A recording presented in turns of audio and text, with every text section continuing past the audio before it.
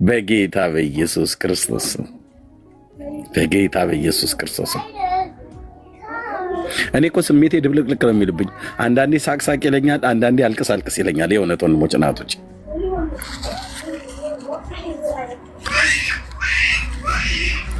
ለዚህ ሰግዱና ለምንድን ነው ለእንዲህ አይነት ስዕል የምንሰግደው ብለሰት እኛ ለስዕሉ እኮ አይደለም የምንሰግደው፣ የምንሰግደው ከስዕሉ ጀርባ ላለው ነው። ኤርሚያስ ይለዋል። ከስዕሉ ጀርባ ምንድን ነው ያለው? ግርግዳ ነው ወይ ፍሬም ነው ወይ ግርግዳ ነው?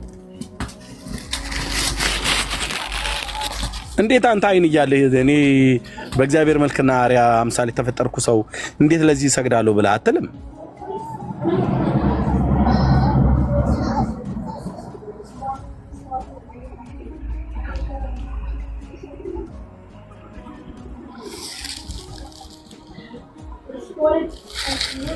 አንተ ደግሞ የቱ ጋር ሄደህ ነው አይኑ ምናምን ነገር ያልከው? የግራ አይኑ ልክ ነው። አንተ የግራ አይኑ ምንድነው? እስቲ ኒኮ ፔንቴኮስ ያጣርቶ ቆይ አይኑ ምንድነው ያልከው? የግራ አይኑ አይደል? የሚጠቅስ ነው የሚመስለው አይደል?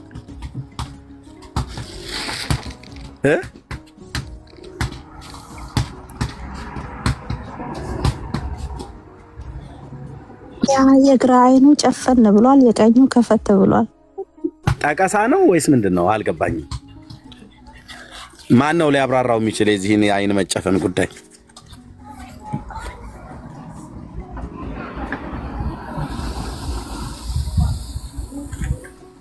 ጆኒ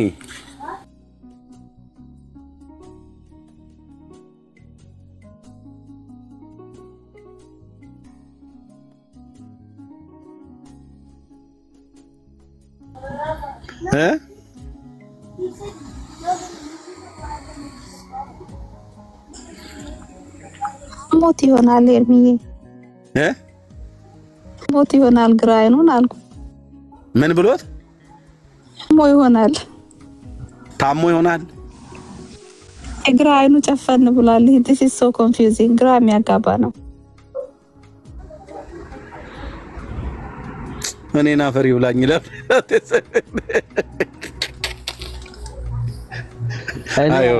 አንድ አይኑን ጧፍ አቃጥሎት ምናልባት እንደዛ ነው።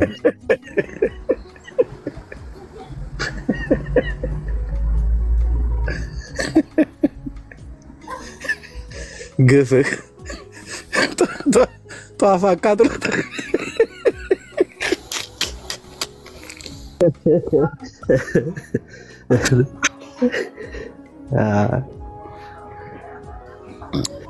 አቤቱ ኤርሚዬ እኔ ከእጁ ጋር ሳየው የሚሳደብም ይመስለኛል። ማለት እንደ መጣቀስ አይነት ስድብ የለም። የእጁ ሁኔታ ጋር ስታዩት እንደዛ ነገርም ይመስላል።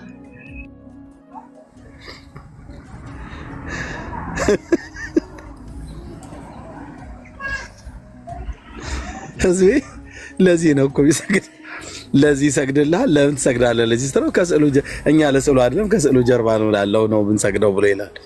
ኤኒዌይ ወገኖቼ እውነት የአባቶች አምላክ የዘመኔ ቁጥር እስኪያልቅ ድረስ አንተን ቆሜ አይደለም ተዘቅዝቄ እንኳን ላምልክህ።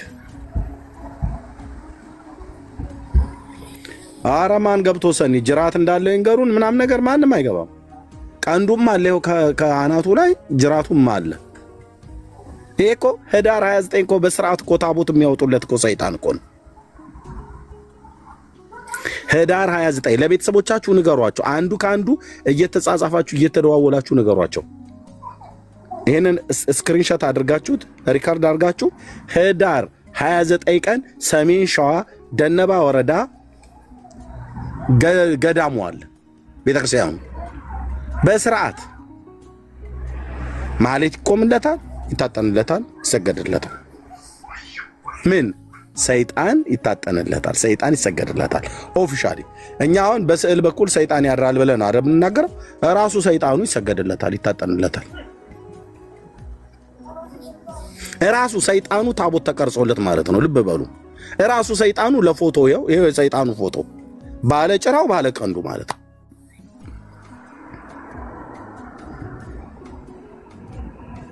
እስቲ ማን የትኛው ነው ገብቶ ውሸታም አንተ ውሸታም ብሎ የሚል ይግባ እስኪ። መጽሐፉን ገድሉን እኔ አይደለሁም ማነብልህ፣ ካህኑ ሲያነቡ አሳያለሁ።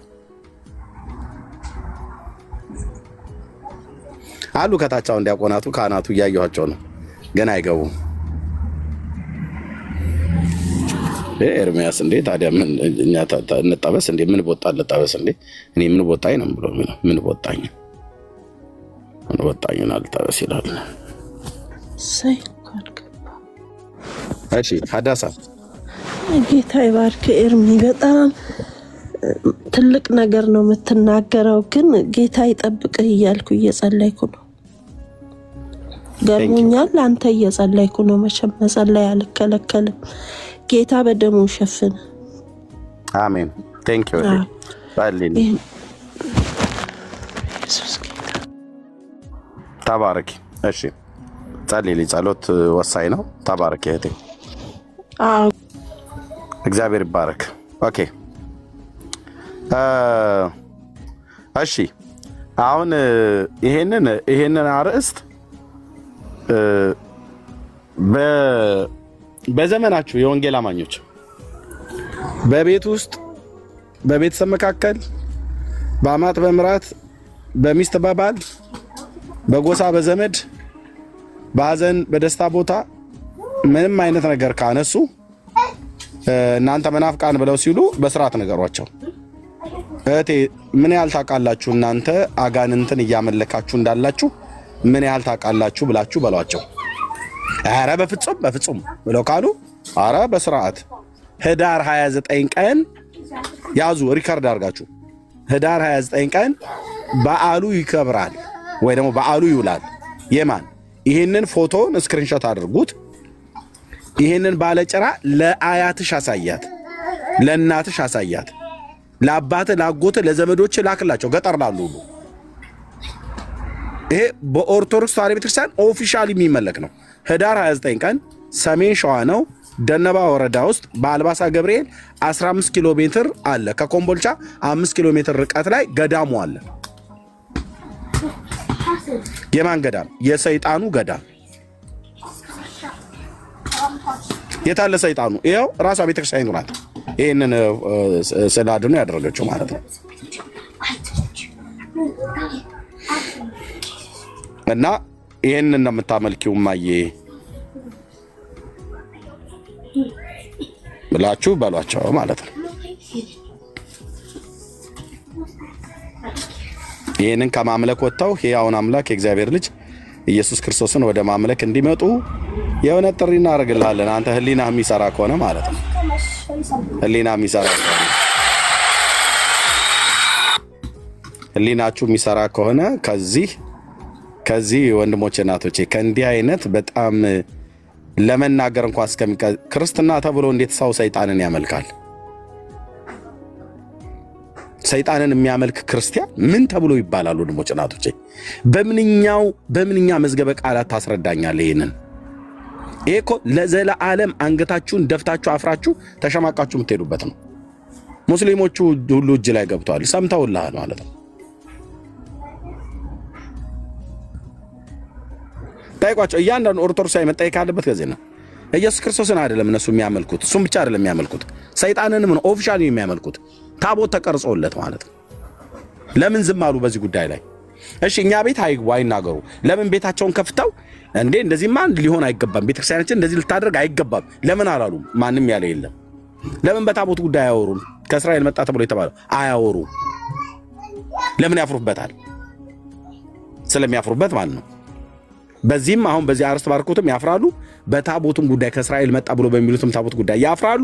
በገድላት በድርሳናቱማ በቃ ለዘላለም ላይነሱ ነው የተሰበሩት። ገድላት ድርሳናት ተአምራትን ላይነሱ ነው ለዘላለም የደቀቁት። ብራዘር በሱም ያፍራሉ። በብፁዕ አቡነ እንድርያስ ጉዳይ ለምንድን ነው የማያወሩት? ታቦት ለእስላም ሰጥተው አስደግመው ምናምን ነገር ተብሎ ጠቅላይ ቤተ ክህነት ግቢ ውስጥ ተቀብሮ ለምንድን ነው በሱ ጉዳይ ላይ የማያወሩት? ለምን ዝም አሉ? ውሸት ስለሆነ ነው? አያወሩም።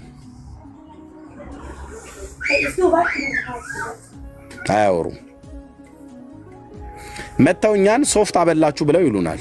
እነሱ ቤት ስለሚበላው አተላ ስለሚጠጣው እጣቢ ቃል በቃል በመጽሐፍቶቻቸው ነው የተጻፈው። የኛስ አንድ ግለሰብ ነው በትክክል አላደረከውም ብለነዋል። ባደረገው ነገር ትክክል አይደለም ያደረኩትም ብሏል። ኦኬ አንድ ግለሰብ ነው ያደረገው ለምምር ከተባለ ማለት ነው። እጣቢ ጠጥተህ ትጸድቃለህ ብሎ የሚል እኮ የተጻፈ እኮ መጽሐፍ እኮ ነው ያለው። የድስት እጣቢ ጠጥተህ ማለት ነው። የድስት እጣቢ ብቻ አይደለም የእግር እጣቢ ጠጥተህ በረከት ይደርሳል ብላ የምታስተምር ቤተክርስቲያን ናት። የሰው እግር ጭቅቅት ማለት ነው። ሙጃሌውን ሁሉ ጭምር ቀኑን ሁሉ በካልሲ ሲግማማ የዋለበትን እሱ ታጥቦ በጣም ፍቱና አይደፋም አሉ። በየትኛው ንጽህና ነው መጣው መናፍቃን ጴንጤ ምናም ነገር ብሎ የሚል ይሄ እጣቢ የሚጠጣ ትውልድ ሁሉ ማለት እኮ ነው። ማን ነው ያሉት? አባ ገብረ ኪዳን ናቸው ያሉት። እንዴት የሰው የእግር እጣቢ እንዴት ይጠጣል? ወንድሞች እናቶች፣ ይሄ ክርስትና ነው ወይ? ይሄ እምነት ነው ይባላል? ወንድሞቼ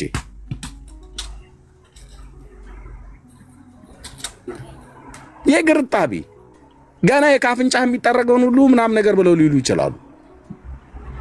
የድስት እጣቢ፣ የጋን እጣቢ ድርሳነ መስቀል ላይ ድርሳነ መድኃኔዓለም ላይ ትውከት። ሶሪ እንግዲህ ቁርስ የምትበሉ ሰዎች ካላችሁ የመቃብር አፈርማ አንተ ነው እሱም ሸጋ ነው ብለህ ትላለህ። ትውከቱን በላው ብሎ እኮ ዲያቆን አማኑኤል ሲሰብክ ስቅጠጣ አላለው።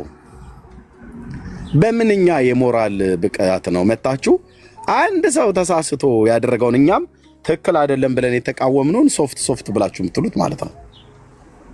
ለምን በእነዚህ ጉዳዮች ላይ ለምን አላወራችሁበትም? ቤታችሁን ከፍታችሁ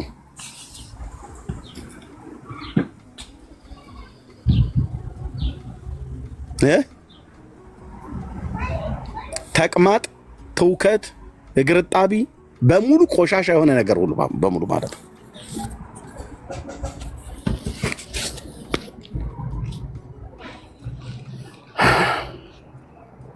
ያው ስለምታፍሩበት አትገቡም። ዓለሙ ይስማ። እሺ ቀጥሎ ባለው አርዕስት ላይ ገብታችሁ እንደምታወሩ ተስፋ አደርጋለሁ። በዚያውን ቀጥሎ በማረጋው ገብታችሁ እንደምታወሩ ተስፋ አደርጋለሁ።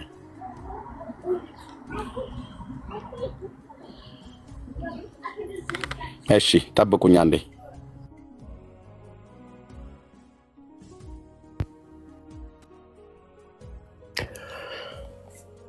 እሺ ቤተሰብ ታፕታፕ ሼር ኮፒ ሊንክ እያደረጋችሁ እንግዲህ አብረን እያገለገልን ስለሆነ ቴንኪው ወንድምነት ተባረክ ስለላክልኝ። እሺ በዚህ አርዕስት ላይ የሚያወራ በልሳን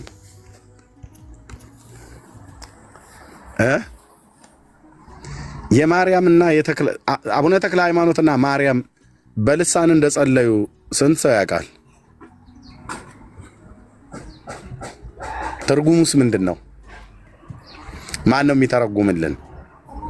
የማንንና የማንን ትርጉም? የአቡነ ተክለ ሃይማኖትና የማርያምን ትርጉም ምን? የልሳናቸውን ትርጉም ማን ነው የሚተረጉምልን? በልሳን ጸልየዋል? አሃ ከጸለዩ አንተ ለምን አትጸልይም? ለማርያምና ለተክለ ሃይማኖት ልሳን ከተሰጣቸው ለአንተ ኦርቶዶክሳዊ ለምን አልተሰጠህም? ካልተሰጠ ማለት ነው። ከተሰጠህስ ምን እያልክ ነው የምትጸልየው? ትርጉሙን ታውቀዋለህ?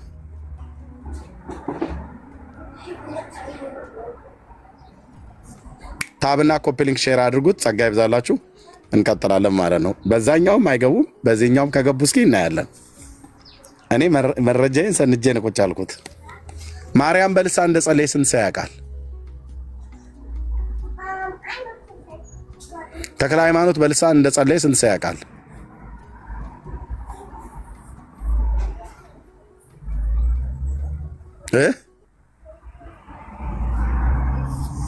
ኦርቶዶክሳውያን ነቃ በሉ እንጂ እንዴ! ነቃ በሉ እንጂ።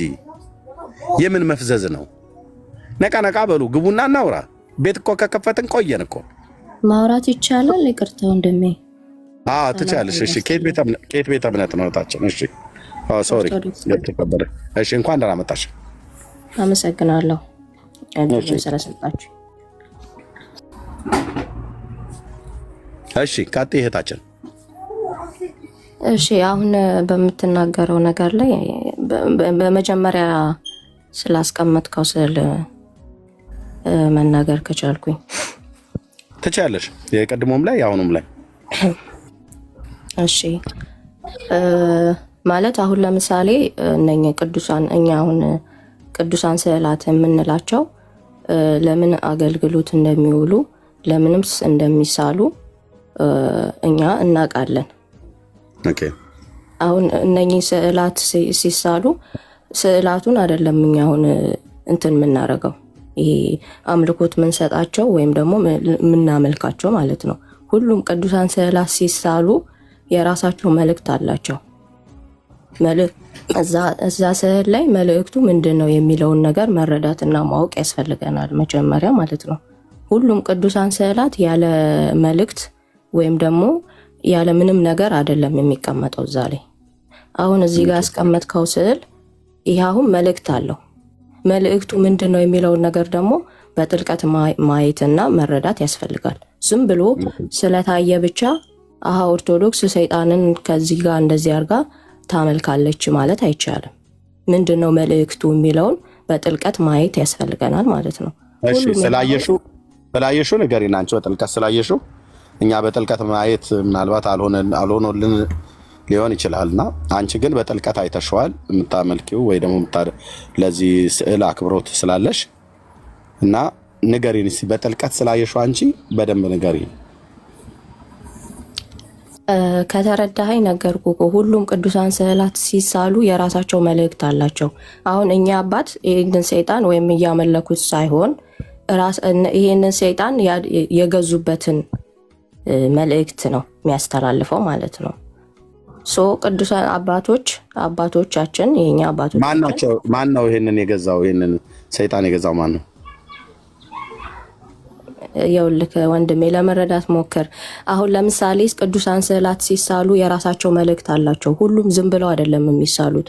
አሁን ለምሳሌ አንድ አባት በገድሉ ላይ ማለት ነው። ይኸውልህ አንድ አባት በገድሉ ላይ ያደረጉት ነገር ካለ ያ እንትን ይባላል ማለት ነው። የሰሩት ስራ ካለ ያ ስራቸው ይቀመጣል። ያንን ደግሞ ይሄ በፒክቸሩ ላይ ያለው ማን ነው? ሌሎቹን ቅዱሳት ብለሽ የምታያቸውን ስዕላትን ታይና ይሄ አሁን በስዕሉ ላይ እዚህ ያስቀመጥኩት ማን ነው? እሱ ሁለት ናቸው አይደል? አንደኛው ማን ነው? አንደኛው ማን ነው? በጥልቀት አንቺ ስለተረዳሽው ንገሪኝ። እኔ እንደ አጠቃላይ ስለ ቅዱሳን ስዕላት ነው እንጂ ማወራው ስለዚህ አይደለም ማወራው። እንደ አጠቃላይ ለምንድን ነው ሊሳሉ የሚችሉት ለምንስ ይውላሉ የሚለውን ሀሳብ ነው ለመናገር እየሞከርኩ ያለሁት። ማን ነው ይሄ ባለጭራው? አሁን ማን ነው ተብሎ የሚባለው?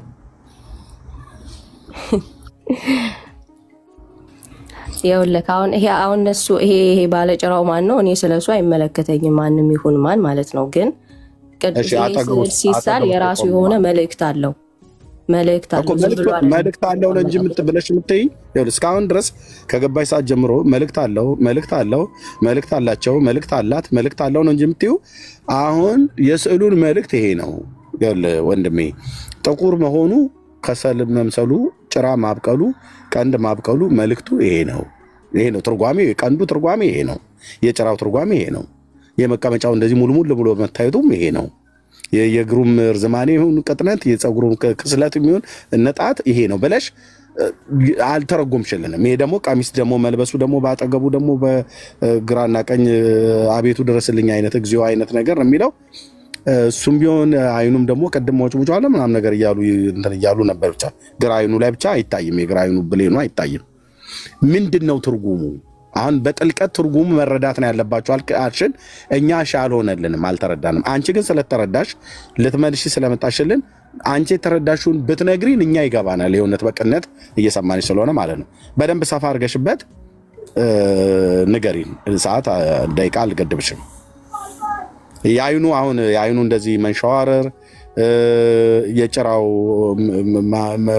መውጣት፣ የቀንዱ መውጣት፣ እንጨት መሸከሙ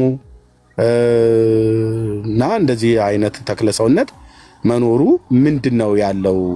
ከበስተኋላ ያለው መንፈሳዊ ነገር እኛ ያልደረስንበት ለመድረስም ተስኖን እንግዲህ እኛ መቼስ አንዴ በእናንተ አስተምሮት አሁን እነዚህን ስላላመንን ተሳስተናል። የኛስ እንግዲህ የተሳሳት ነው አንድ ፊቱን ተሳስተናል። እንደው ምናልባት ከስተታችን እንድንመለስ ሌሎችም ሰዎች እንዳይሳሳቱ በጥልቀት የዚህ ስዕላት ትርጉሙ ምንድነው ለህዝባችን እስኪ ንገሪያቸው ቴናርዶስ። እሺ ወንድሜ አመሰግናለሁ። ነገርኩህ የስዕላት ትርጉም መልእክት ስለሚያስተላልፉ ብቻ ነው የሚቀመጡት። ምን እንደሚያስተላልፉት አሁን እኛ እዚህ ያለን 460 ሰው አለን። ቢሃይንድ ባይም ብዙ ሺህ ሰው እየሰማ ነው። ምን እንደሚያስተላልፉት እስቲ ምን አሁን አንቺም እኔም ዝም ልበልና ስዕላቶቹ ምን እንደሚያስተላልፉልን ይናገሩ። ቆይ እንዳትከፍች አንቺ ማይክሽን። ስዕላቶቹ ሊናገሩ ነው። አንቺ እስካሁን አልተናገርሽም። ስዕላቶቹ ምናልባት ይናገሩ ከሆነ የሚያስተላልፉት መልእክት አለ ብለሽ ስላሽ ማና አንተ ባለጭራው እንጨት የተሸከምከው እስኪ አስተላልፍ። ምንድነው ለዚህ የምታስተላልፈው እየተባለ ነውና ተናገር። አሁን ሁላችንም ቆይ አንድ ጊዜ አንቺን አይደለም ቆይ ተናገር እንጂ ማይክ ከፍተህ ተናገር። ታስተላልፋለህ መልእክት እየተባለ ነው። ተናገር። አንተ እንጨት የተሸከምከው ሰውዬንም እንደው ከብት ነገር መሳይ ማለት ነው። ሚዩት አድርገህ አትቀመጥ። ተናገር። መልእክቶች ስዕላቶቹ መልእክት ያስተላልፋሉ እያለች ኦርቶዶክስ እየተናገረች ነው። እሷም አታስተላልፍም፣ አንተም ተናገር።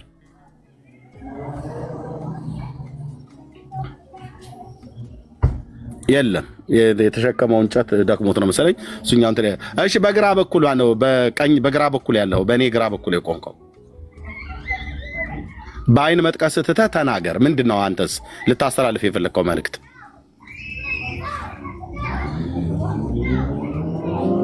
የለም እኮ አይሰሙም እኮ ታለምዬ፣ ምንም አይሰሙም አይለሙም። አትናገሩም እንዴ?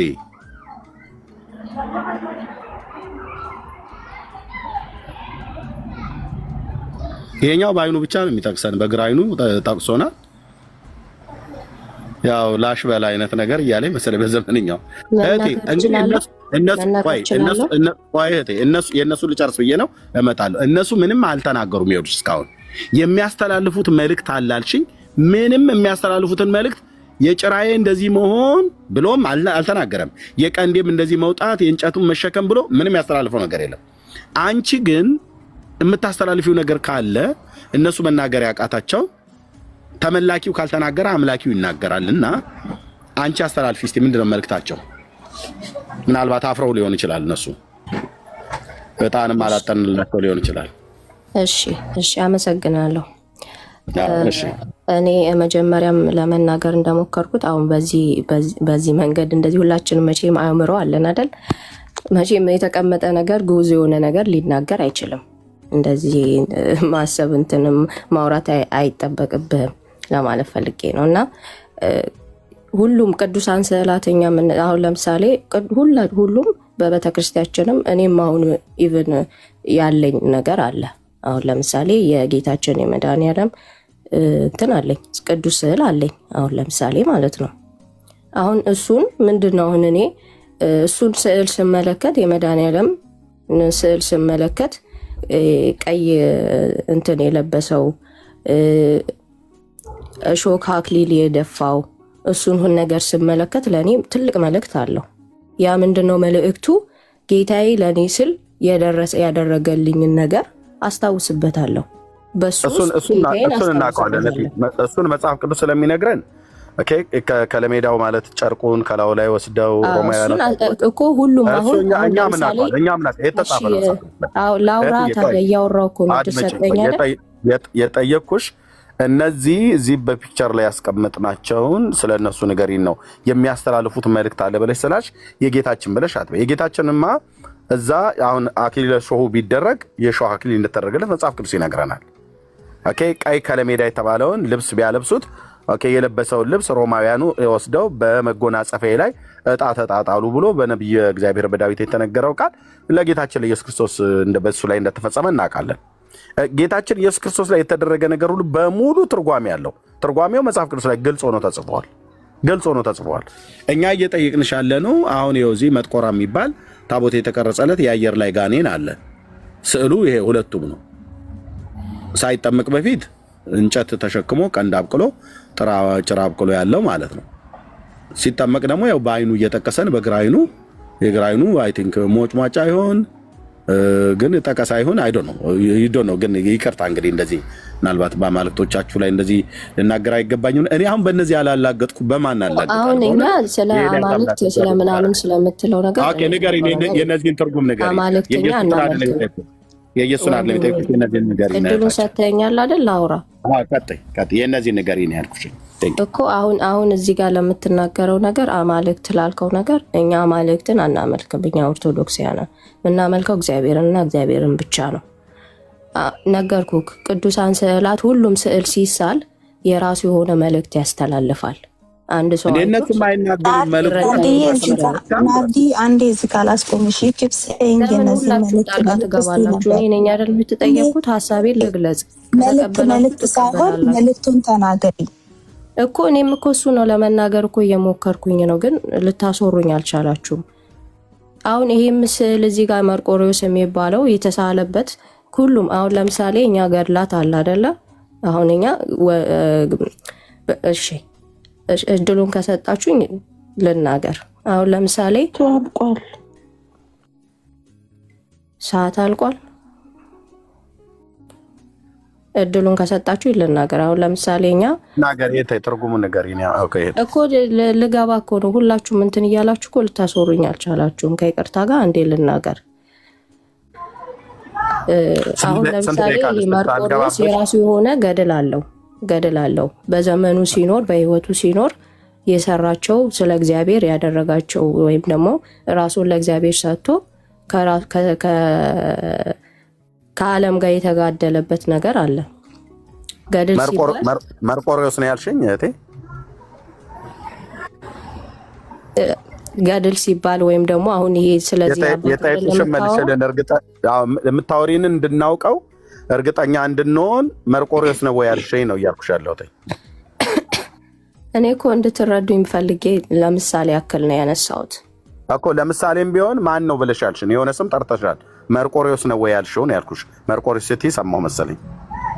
አዎ መርቆሬዎስ የሚባል አባት አለ። አዎ ለሱ ነው እንደሱ እርግጠኛ እንደሆነ ያልሽ ቀጥይ።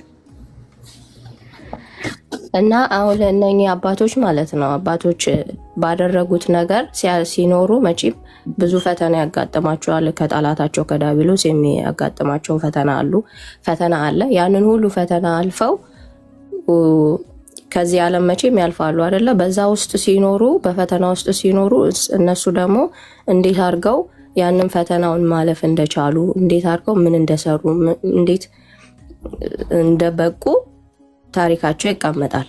ምክንያቱም እኛ እንማርበታለን ማለት ነው። ስለዚህ በዛ ፈተና ውስጥ በዛ ህይወታቸው ውስጥ ደግሞ ያደረጉት ነገር ካለ ታምራት ሊሆን ይችላል፣ ሌሎችም ያ ያደረጉት ነገር ይቀመጣል። በስዕል መልክ ወይም ሊሆን ይችላል፣ ተጽፎም ሊሆን ይችላል። ስለዚህ ያ ነገር ሲሳል ያ አባት ያደረገው ነገር አብሮ ይሳላል ማለት ነው። አሁን ይሄ እዚህ ጋር የምታዩት አሁን ጭራው ምናምን እያልክ የገለጽከው ይሄ ጥቁሩ እሳቸው እያመለኩት ወይም ደግሞ እኛ እያመለክ ነው አይደለም። እሳቸው አምልከውት አይደለም ወይም እኛ እያመለክ ነው እያለን አይደለም አሁን ማለት ነው። መርቆሬዎስ ያልሽኝ ይሄን ነው አይደል? እርግጠኛ እንደሆነ ነው።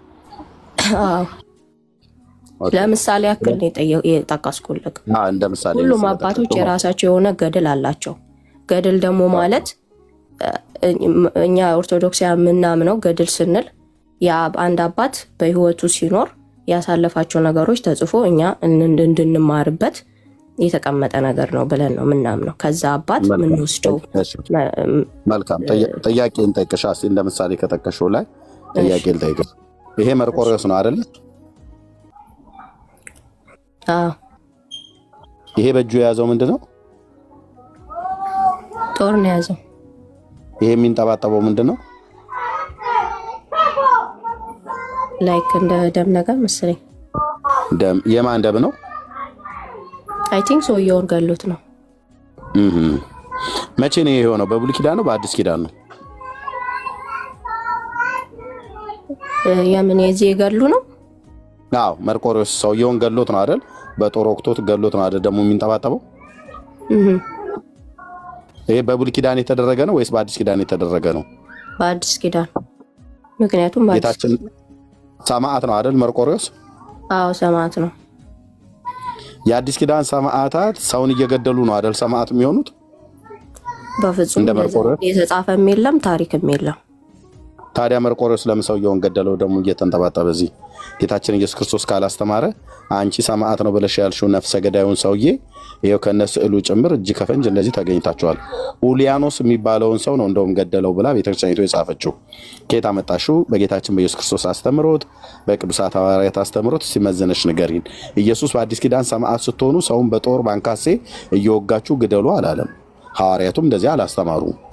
እነሱም በሰዎች እጅ ጠፉ እንጂ በሰዎች እጅ ተገደሉ እንጂ በእነሱ እጅ ማንንም በጦር አልወጉም፣ ማንንም በጎራዴ ቆርጠው አልጣሉም። ስለዚህ እስኪ ተንተና አድርገሽ ንገሪን መርቆሬዎስ ብለሽ ያልሽው ማለት ነው። ይሄን ነፍሰ ገዳዩ ሰማዕትሽን ማለት ነው። አልቃይዳ እንደማለት እኮ ነው። ያውን ኦሳማ ቢንላደን እንደማለት እኮ ነው። በእግዚአብሔር መልክና አምሳል የተፈጠረን ሰው ክርስቶስ የሞተለትን ሰው በስላሴ አርአያ የተፈጠረውን ሰው በጦር ወቅቶ እንደዚህ ደሙን እስኪንጠባጠብ ድረስ እጅ ከፍንጅ ተይዘዋል። እስቲ ስለዚህ ሰማዕትሽ ንገሪን ምሳሌ ያርክሹ። ከዚህ ምንድነው የምትማሩት? እናንተም በጦር መውጋት ነው አይደል የምትማሩት? መቼም እንደዛ ሊሆን አይችልም።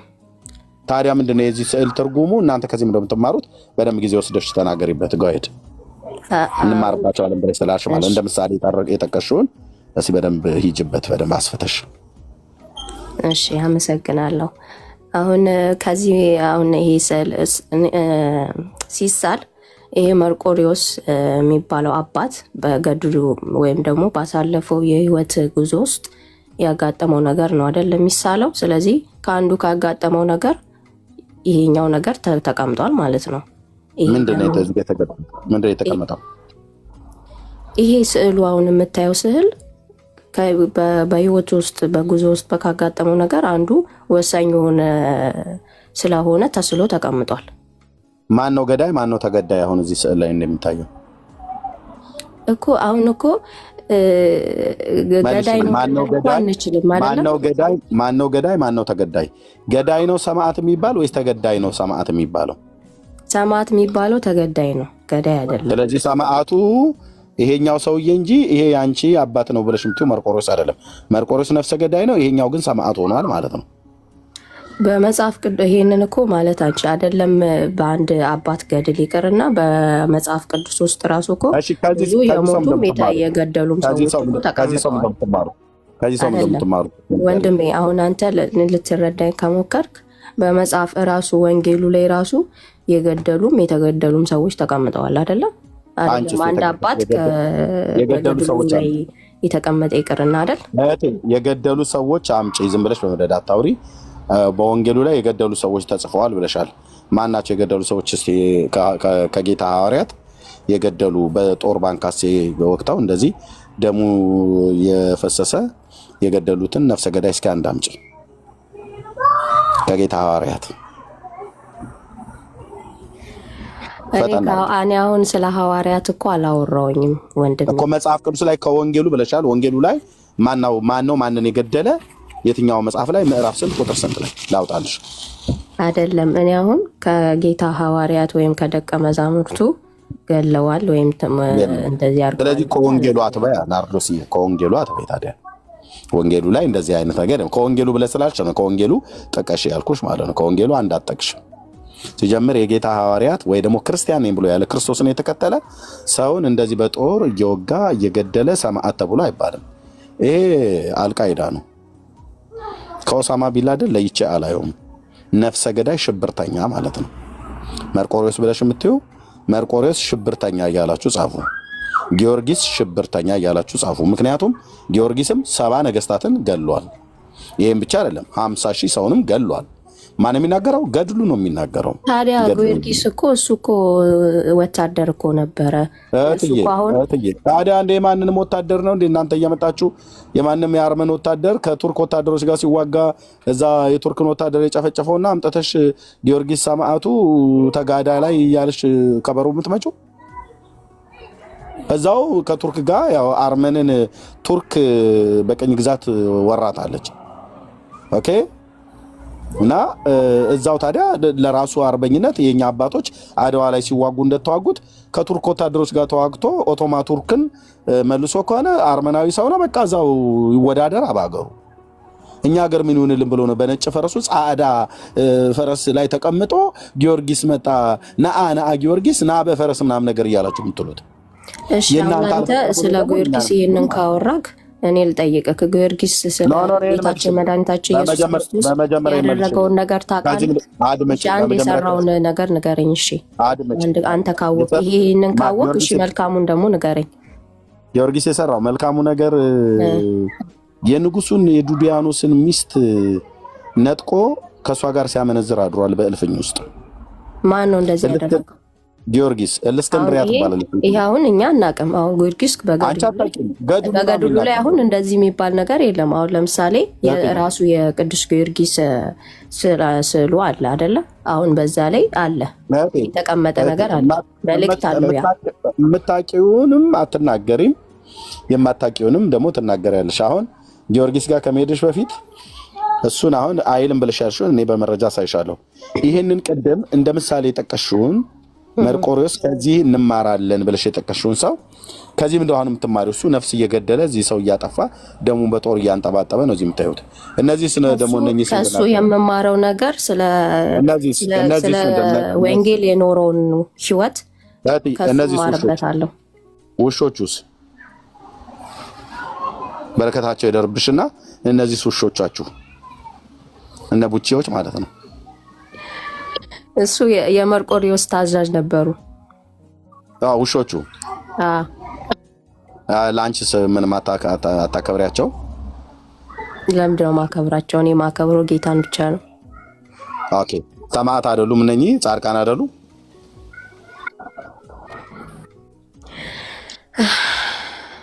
አይደሉም ወይ? አይደሉም። እሺ አይደሉም። ሚያዝያ 2 ወደ መረጃ እንሄዳለን። መጽሐፉንም ስንክሳር መጽሐፍ አወጣልሻለሁ።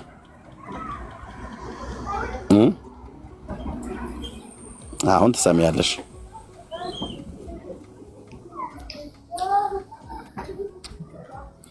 ክርስቶፎሮስ ለባሴ ክርስቶስ ነው ያላችሁት እዚህ ትሰሚያለሽ ማለት ነው።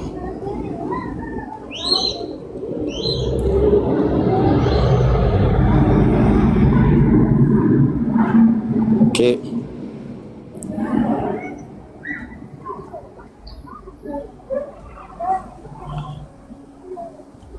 ሚያዝያ 2 ቀን ይከብራል።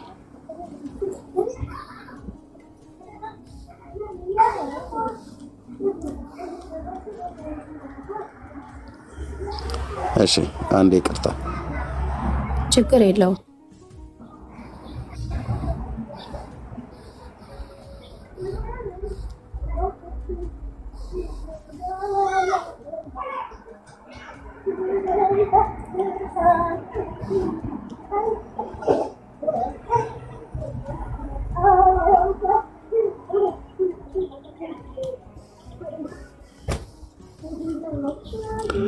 ኦኬ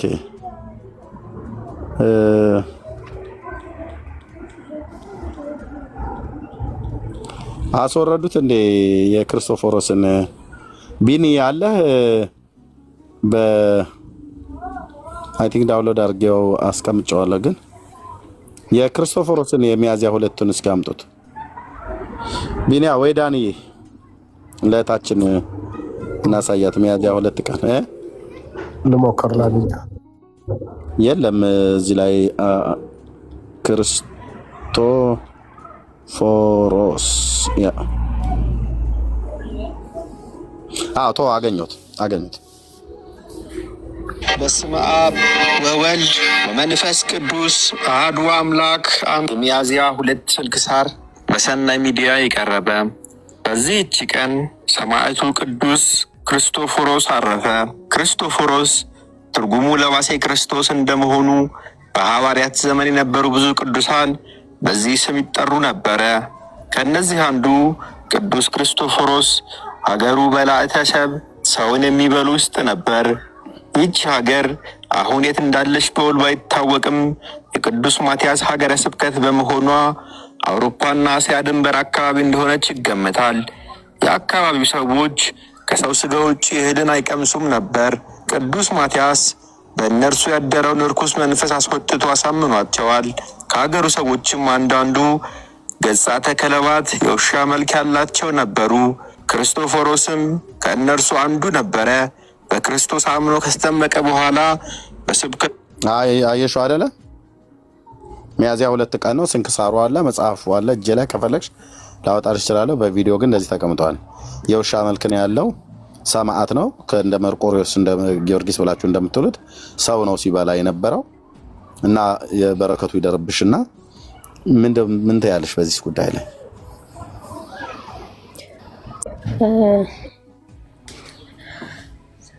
አሜን አላልሽም፣ ግን በረከቱ ይደርብሽ ብዬ ስልሽ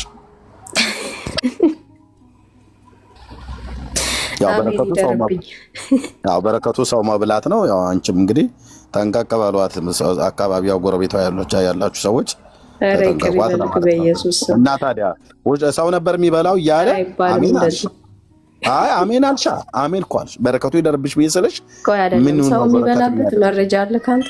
ሰው የሚበላበት ይሄው መጽሐፉ ይላል። ላሳይሽ፣ መጽሐፉን ብታሳየኝ ደስ ይለኛል በእውነቱ። ምክንያቱም ሰው የሚበላበት እንዴት ሊሆን ይችላል?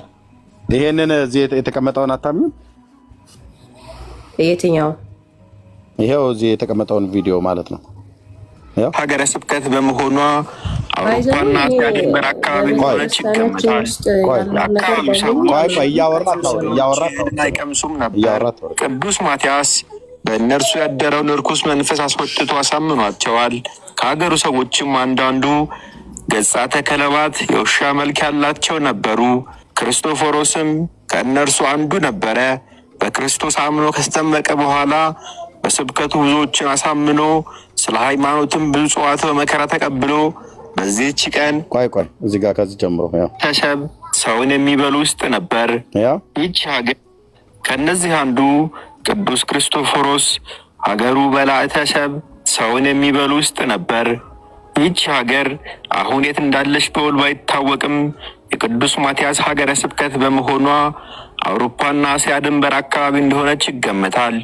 የአካባቢው ሰዎች ከሰው ስጋ ውጭ እህልን አይቀምሱም ነበር።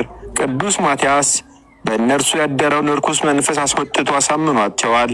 ከሀገሩ ሰዎችም አንዳንዱ ገጻተ ከለባት የውሻ መልክ ያላቸው ነበሩ። ክርስቶፎሮስም ከእነርሱ አንዱ ነበረ።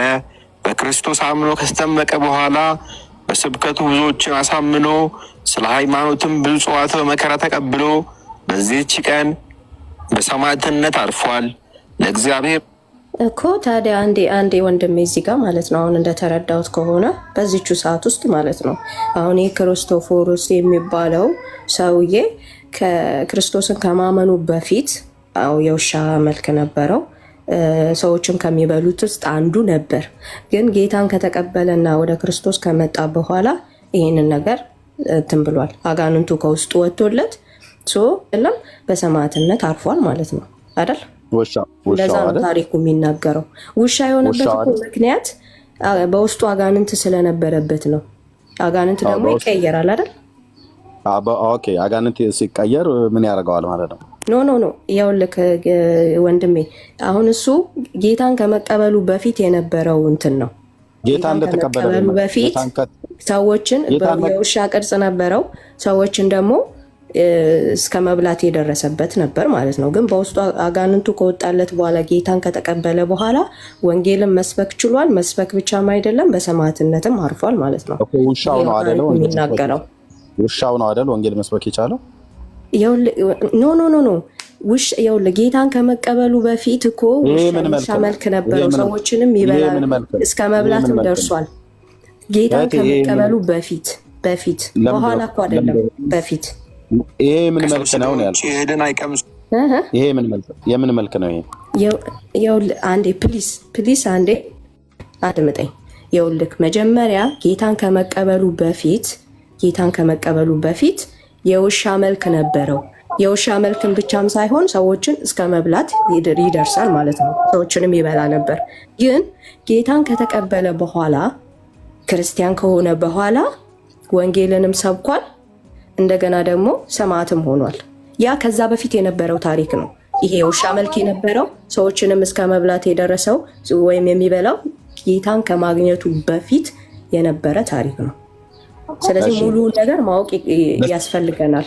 አንድ ሀሳብ ብቻ ሳይሆን ከውስጡ መውሰድ የታሪኩን አመጣጥና ሁኔታ መረዳትና ማወቅ ይጠበቅብናል ማለት ነው። ስለዚህ ምን እያለች ነው አሁን? እንግዲህ ማጠፊያው ሲቸግራት ይዋት ኖ እኔ ግልጹን እኮ ነው የምነግርህ። ላውራበት ሳማንሽ አይደል?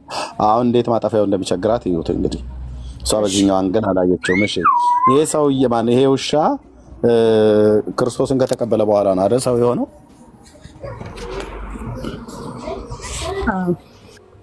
ከዛ በፊት ግን ውሻ ነበር አይደል? አዎ ውሻ እያለ ነበር አይደል ሰው ይበላ የነበረው? አዎ በውስጡም መንፈስም ነበረበት። ይሄ አለባበስና ይሄንን መስቀል የያዘው ውሻ በነበረበት ሰዓት ላይ ነው? ኖ እንዴት ሊሆን ይችላል?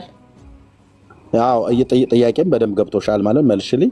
ይሄ አለባበስና ይሄን መስቀል የያዘው ድሮ ውሻ ሆኖ ሰዎችን እየበላ በነበረበት ሰዓት ላይ ነው የያዘው ወይስ ክርስቶስንም ካመነ በኋላ ነው በውሻነቱ እንዳለ ያለው?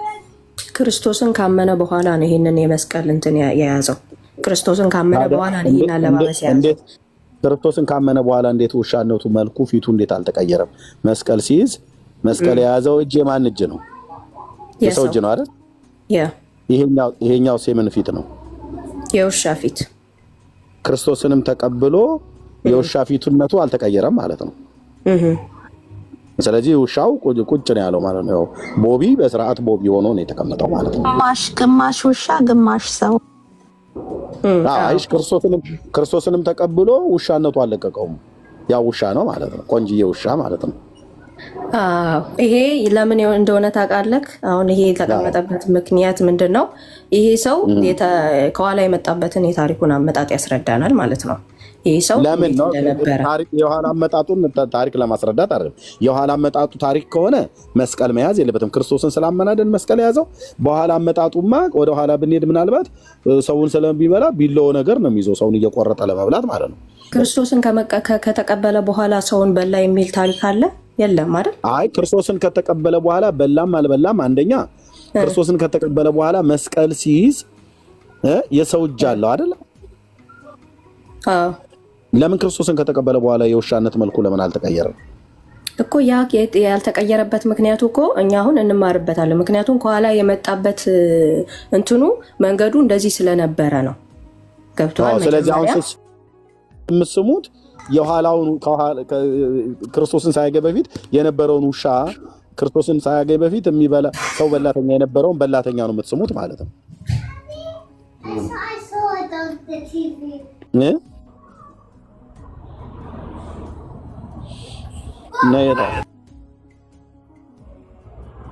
አይገርምም?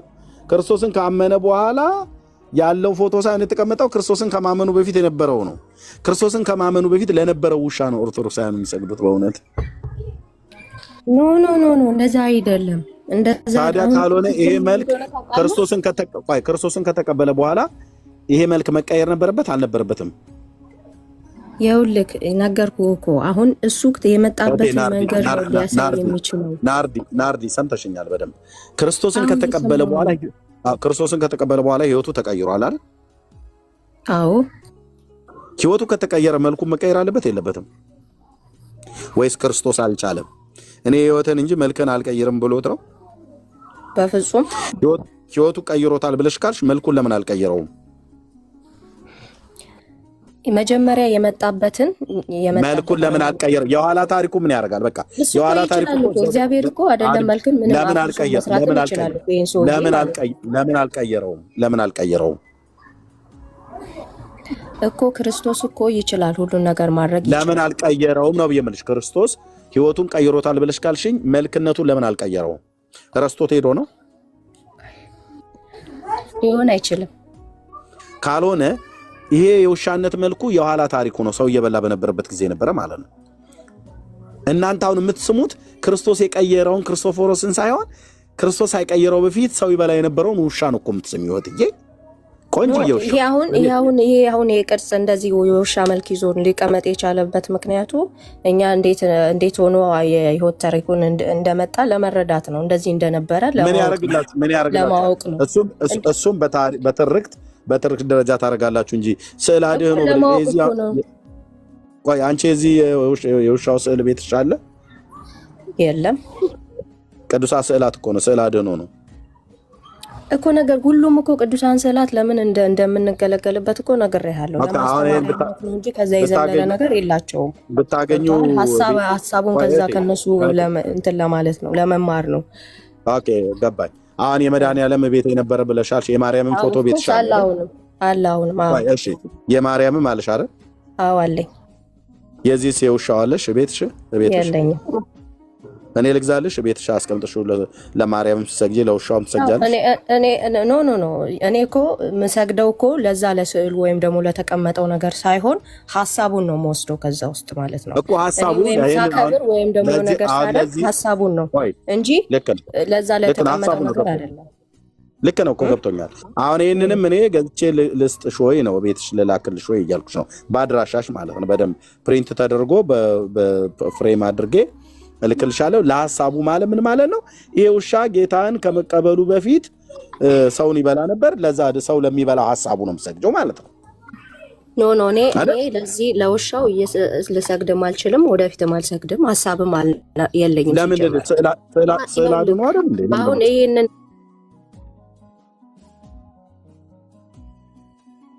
እኔ የመቅዶስን እንትን ስመለከት ምን እንደነበረና ከዛ በኋላ የት እንደደረሰ እማርበታለሁ ሳየው ማለት ነው። መርቆሬዎስን እንመልስሽ። ውሻውን ታዩ። የውሻ ነገር ብዙ ሀገር ሊጨርስ ይችላል። እንተው ያው በረከቱ ይደርብሽ ብዬ ስልሽ አሜን ብለሻል። የማን የውሻው ማለት ነው። በረከቱ ምን ነበር? ሰው መብላት ነበር። በረከቱ ምንድነው? ያ ጌታን ከተቀበለ በኋላ ሰማዕት ሆኗል አይደለ? ናርዲ ውሻ ጌታን ተቀበለ ይባላል። እቴ ናርዶስ ፕሊዝ። ኦኬ እድሜ የብዙ ሰው ጥያቄ ከታች ውሻው ነው ወይ ጌታን የተቀበለው ይሉሻል እኮ። ታዲያ እሱን ነገርኳችሁ እኮ። ይሄ ይሄ ውሻው የተባለው ክርስቶፎር የተባለው ጌታን ከመቀበሉ በፊት የውሻ መልክ ነበረው፣ ሰዎችንም ይበላ ነበር፣ በውስጡ መንፈስ ነበረ። ግን ጌታ ከተቀበለ በኋላ ያ መንፈስ ያ የውሻነት መንፈሱ ወጣለት። ከመውጣቱም አልፎ ደግሞ ወንጌልን ሰበከ፣ ሰማዕትም ሆነ። የቱ ጋር ነው እዛ የሚለው? ራሱ ገድሉ ላይ እኮ ይናገራል እኮ ይሄ ሰውዬ። ገድሉ ላይ ምዕራፍ ገድለ ክርስቶስ ፎሮስ አለ አይደለም? አሁን አንተ እንኳን አሁን በዚህች ባሰማኝ እንትን ውስጥ መልእክት ውስጥ ማለት ነው ራሱ እኮ ይናገራል። ጀመረ የነበረው ህይወት ከዛ ደግሞ ቀጥሎ ጌታን ከመቀበሉ ገድለ ክርስቶፎሮስ አለሽ ወይ? ክፍሉን እንድታሳይን ማለት ነው። ትልቁ ላይ አድርግልሽ አለሽ ገድለ ክርስቶፎሮስ? አረ የለኝም። ታዲያ የታይተሽ ነው? ታዲያ ገድሉ ላይ ያለ ብለሽ ምትይ ገድል እንዳለው እንኳን ራሱ ገድሉም የለሽም፣ ገድልም እንዳለም አታውቂም። ከየት አገኘሽው? ኖ የለም ማለት ወይ ጉድ! በቃ ያለ መረጃ እንዴት ነው የምትረዳኝ? ያለ መረጃ ነው የምታወሪው? እንደዛ አይደለም። ቆይ አንድ ጊዜ አድምጠኝ። መርቆሬዎስ ላይ አይደለ እንትን ያልከው ስለ ውሾቹ የተናገርከው? ስለዚህ መርቆሬዎስ ደግሞ ገድል አለው። እቴ በመጀመሪያ ስለ ውሻው የሚያወራው አታውቂው፣ በስም እንኳን አታውቂያቸውም። የውሻው ክርስቶፎሮስ ነው፣ ይሄኛው መርቆሬዎስ ነው። ኦኬ ቅድም የምናወራ የነበረው ክርስቶፎሮስ ነው የሚባለው። ስለዚህ ክርስቶፎሮስ እና መርቆሬዎስን እንኳን ራሱ አለየሻቸው ማለት ነው። እሺ መርቆሬዎስ ብለሽ እሺ ክርስቶፎሮስ ብለሽ ያልሽውን ታዩና መርቆሬዎስ የተባለው ከሱ የሆነ ነገር እንደ ምሳሌ ብለሽ የጠቀሽው አለ። ከዚህ ሰው እንደምትማሪው አሁን ለአንቺም እንደሚቀርልሽ እሱ ሰው እንደገደለ እና አንቺም ሰውን መግደል ነው አይደል? ኖ በፍጹም ሊሆን አይችልም። እሺ መርቆሬዎስ ሰው ገድሏል አይደል? እዚህ ጋር ክርስቶስ ግደሉ ነው ጠላቶቻችሁን ግደሉ ነው ያለው ወይስ ጠላቶቻችሁን ውደዱ ነው ያለው? ጌታችን ጠላቶቻችሁን ውደዱ ነው ያለው። መርቆሬዎስ ጠላቱን ምን እያደረገ ነው እዚህ ጋር የሚታየው? እኮ ይሄ አሁን እዚህ ጋር የተቀመጠበት መልእክት አለው። መርቆሬዎስ ጠላቱን ምን እያደረገ ነው የሚታየው? ሰውየውን ገሎታል ኦልሬዲ። ክርስቶስ አትግደሉ ብሏል። መርቆሬዎስ ግን ገሎታል። መርቆሬዎስ የክርስቶስን ሕግ ፈጽሟል? አዎ ፈጽሞም ነው መስዋዕት ሰማዕትነት የሆነው። ስለዚህ ክርስቶስ ሰዎችን ግደሉ ብሏል ማለት ነው። ክርስቶስ ሰዎችን ግደሉ አላለም። ግን ሰዎችን ግደሉ ካላለ መርቆሬዎስ ሰውየው ለምን የገደለው? እኮ የራሱ የሆነ መልእክት አለው አልኩ እኮ። የራሱ መልእክት ካለው የጌታን መልእክት አይደለም የሚቀበለው ማለት ነው። ስለዚህ እዩ ልብ በሉ፣ ክርስቶስ ሰዎችን ግደሉ አላለም። ልብ በሉ፣ በኦርቶዶክስ የሚሰጠውን ትምህርት ክርስቶስ ሰዎችን ግደሉ አላለም። ጠላቶቻችሁን ውደዱ ነው ያለው። ለሚያሳድዷችሁም ጸልዩ ነው ያለው። የሚረግሟችሁንም መርቁ ነው ያለው። የምናውቀው ጌታችን መድኃኒታችን ኢየሱስ ክርስቶስ እንግዲህ እኛ የምናውቀው ይሄንን ያለው። እዚህ ጋር ግን የተቀመጠው መርቆሬዎስ የተባለው ሰማዕት የሚባለው ክርስቶስ ባስተማረው ትምህርት መሰረት ሰዎችን አትግደሉ ጠላቶቻችሁን ውደዱ ብሎ ያለውን የክርስቶስን ትምህርት ክዶ የክርስቶስን ትምህርት ላይ አምጾ በእግዚአብሔር መልክና ምሳሌ የተፈጠረውን ሰውዬ ግን ገሏል። ስለዚህ መርቆሬዎስ ምንድነው ማለት ነው? ከታች ያላችሁ ወገኖች ነፍሰ ገዳይ ነው ማለት ነው። ኖ እንደዚህ ማለት እንረዳ አንችልም። ይኸውልህ እንደዛ መረዳት እሺ፣ አንዴ አይደለም ሲጀመር። አንዴ ቆይ፣ እሺ፣ አንዴ ወንድምነት ዳኒ ያለህ ወንድምነት አለ ትችላለህ? እሺ፣ ዞር ማለት ፈልግ አንድ አሰደቃ ችግር የለም አለው ወንድምነት ዞር ብለና ችግር። እሺ፣ ያው ቡና ጠጥቼ ልመጣ ነው። በዚሁ ሐሳብ ላይ አውራት። መርቆሬዎስን ክርስቶስ ሰዎችን አትግደሉ ብሏል። መርቆሬዎስ ግን ሰውን ገሏል። ስለዚህ መርቆሬዎስ ነፍሰ ገዳይ ነው ማለት ነውና በዚሁ ላይ አውራት ቀጥሉ።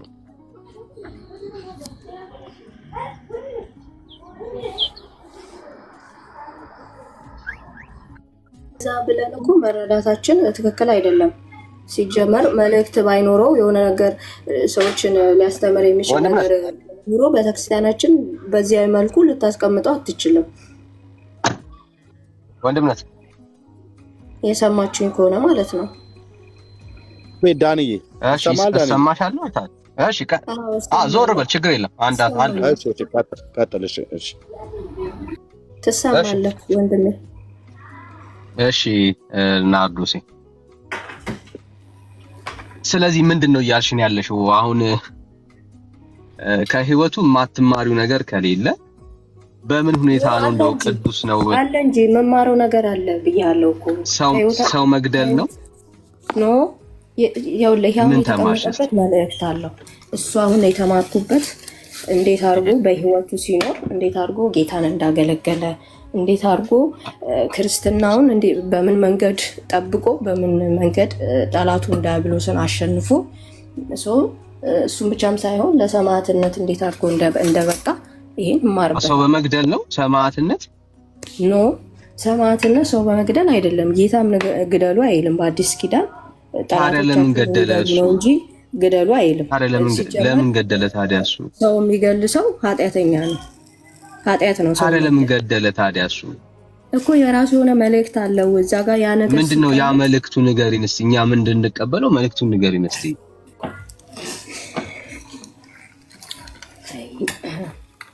እሱ የገደለበት የራሱ ምክንያት አለው እኮ ንገሪን እስቲ። አሁን ምክንያቱን የፈለገ ምክንያት ይኑረው ሰው ገሎ ጻድቅ የሚባልበት ምክንያት አለ? እሺ አሁን ለምሳሌ ቅዱሱ ዳዊት ማለት ነው። እሺ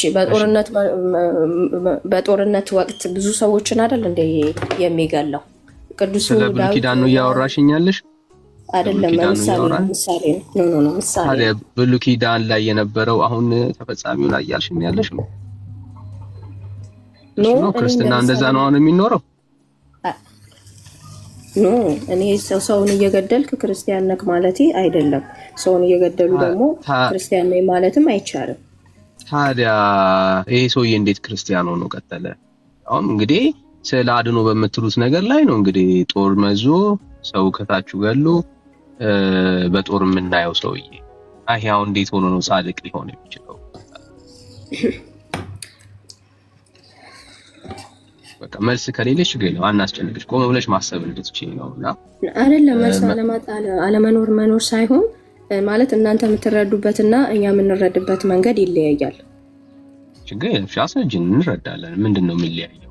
እኛ የመጽሐፍ ቅዱስን እምነት አሁን እኮ ያ ነው ችግር እየፈጠረ ያለው። ምክንያቱም አሁን እኛ እነኝን ስዕላትን ስንረዳ ወይም ደግሞ ስዕላት ሲቀመጡ በውስጣቸው የሚይዙት መልእክት አለ።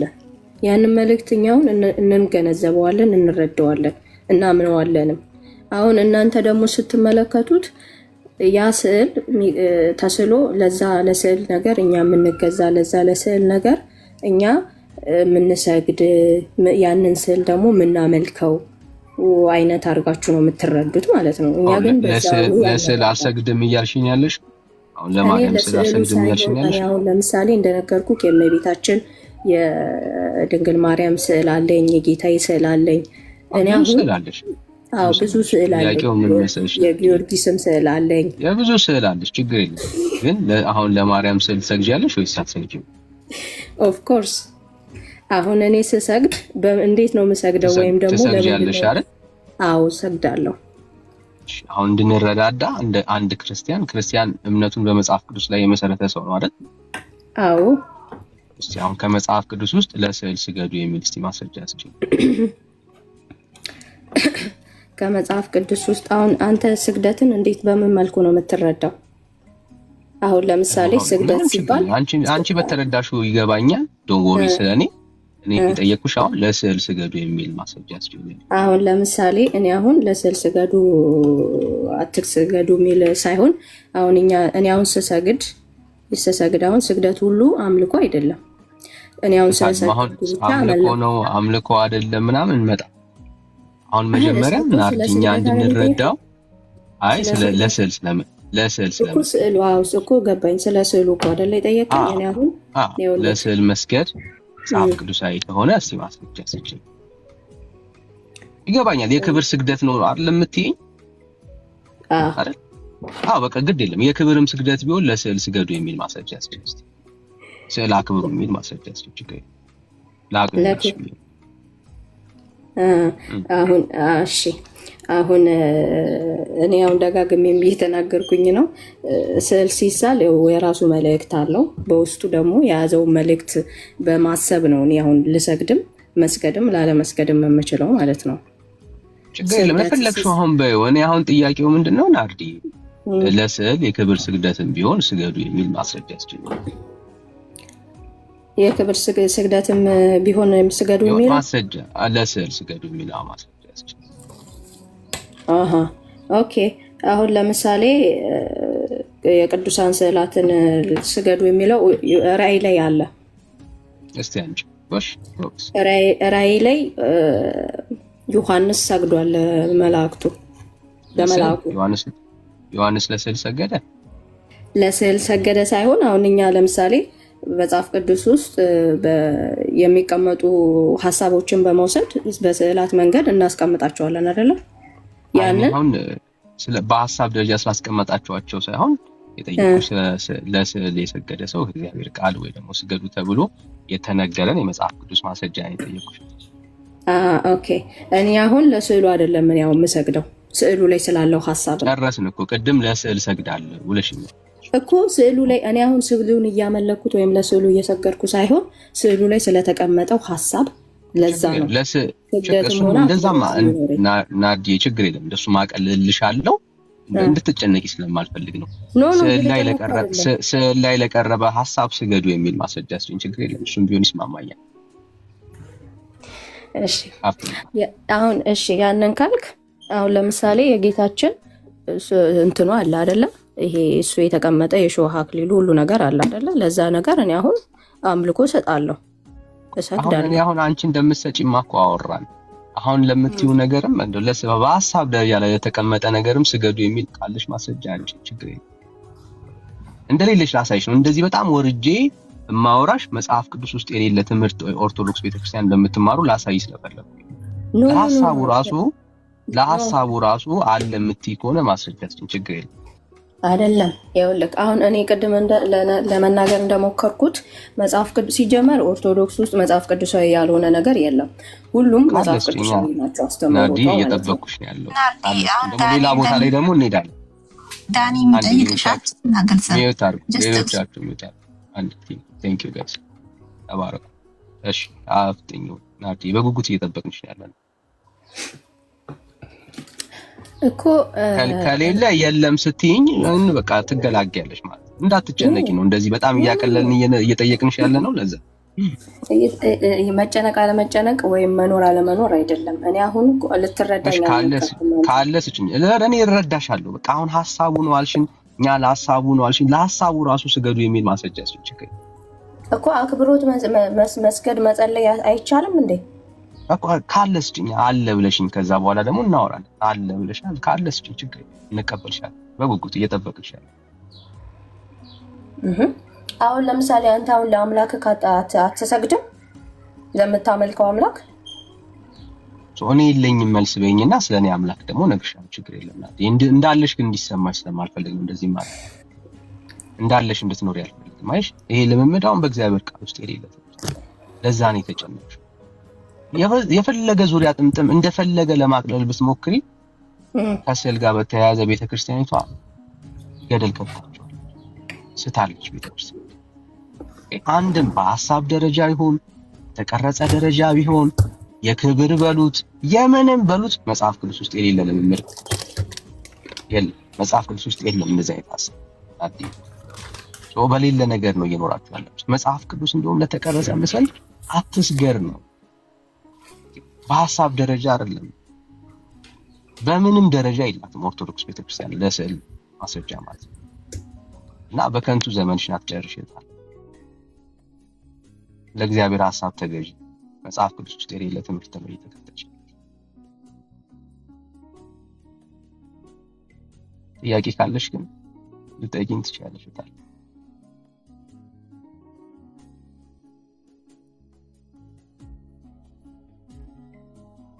ናዲ ጥያቄ አለሽ? ይሄን ነገር ብታስረዱኝ የምትይው ነገር ካለ ግን እንረዳሽ እንችላለን።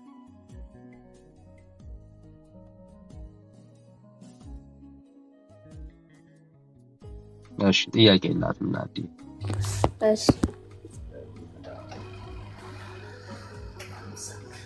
እሺ አለሽ ጥያቄ?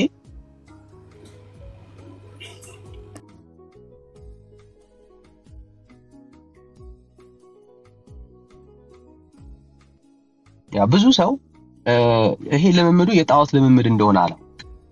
በጣም ነው የሚገርመው ወዳጆች፣ ሳታውቁት ጣዖት እያመለካችሁ። አዎ ክርስቲያን ነሽ ትላላችሁ፣ ግን ክርስቲያን ሆኖ ጣዖት እያመለከ ነው። የተቀረጸ ምስል በቃ ጣዖት ነው፣ ምንም ጥያቄ። ላን የሆነ ነገር ቀርጸ ሲጀመር የሚቀረጸው እኮ የሆነ ነገር ሪፕሬዘንት ያደርጋል ተብሎ ነው። ወይ አምላክን ወይ የሰማይ ጭፍሮችን የሆነን አካል ሪፕሬዘንት ያደርጋል ተብሎ ነው የሚቀረጸው። ያ ሪፕሬዘንት ያደርጋል ብለህ ለቀረስከው ነገር የክብርም በለው የአምልኮ ስግደት በእግዚአብሔር ቃል ውስጥ የለም። ኦኬ እግዚአብሔር ምንድነው? እሱ መንፈስ ነው። ዮሐንስ ወንጌል ምዕራፍ 4 ላይ ግልጽ የሆነ ትምህርት አለ ለዛ የሰማርያዊቷ ሴት የሰጣት ጌታ። እግዚአብሔር አሁን አስዩም አድርገህ በኢየሩሳሌም አለ ወይ ደግሞ በዚህ ተራራ ላይ አለ ሄጄ ልስገድለት ብለህ እንኳን አትሄድ አትሰግድም። በሎኬሽን ወዳጆቼ እግዚአብሔር መንፈስ የሆነ አምላክ በሆነ ስፍራ ላይ በሆነ ስዕል ላይ ቁጭ አድርገው አምላኬ ብለህ የምትሰግድለት አምላክ የለም። እግዚአብሔር በእውነትና በመንፈስ የሚሰግዱለትን ነው ደግሞ ወዳጆች። የተቀረጸ ምስል በማን በላይም በሰማይ ባለ በምድር በማናቸው ምሳሌ አድርገህ አትስገድላቸው አታምልካቸው እኮ ያለ ጌታ ነው።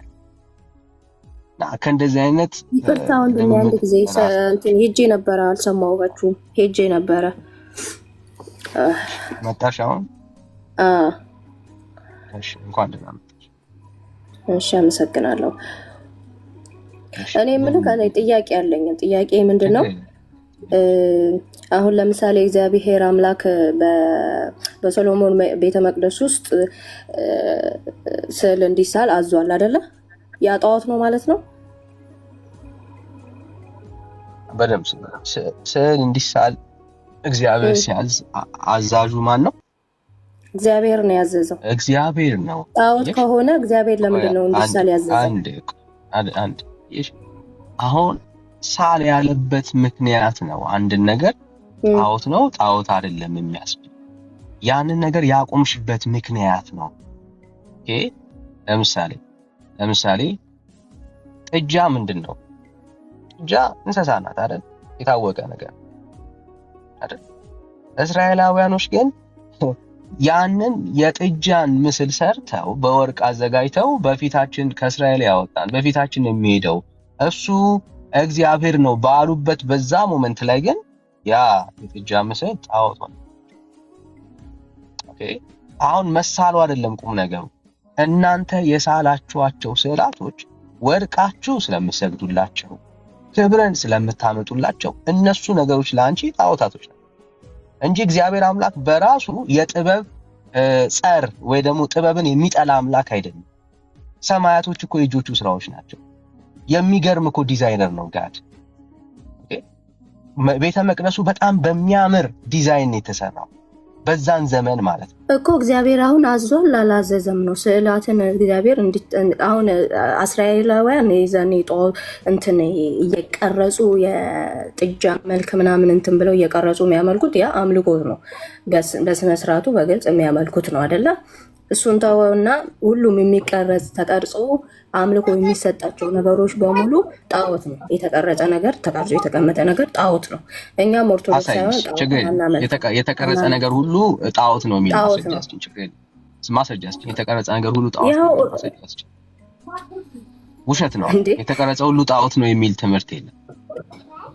እሱ ነው ማስረጃችን። የተሳለ ሁሉ ጣዖት ነው አላለም እኮ። የተቀረጸው ለምንድን ነው? እሱን ነው ማስተካከል ያለብሽ። አይሽ የተቀረጸው ለምንድን ነው? ለሚፈልጉት ነው የቀረጸው። አሁን ልዩነቱ እሱ ነው። አይሽ እሺ፣ የኔ ጥያቄ መልስልኝ።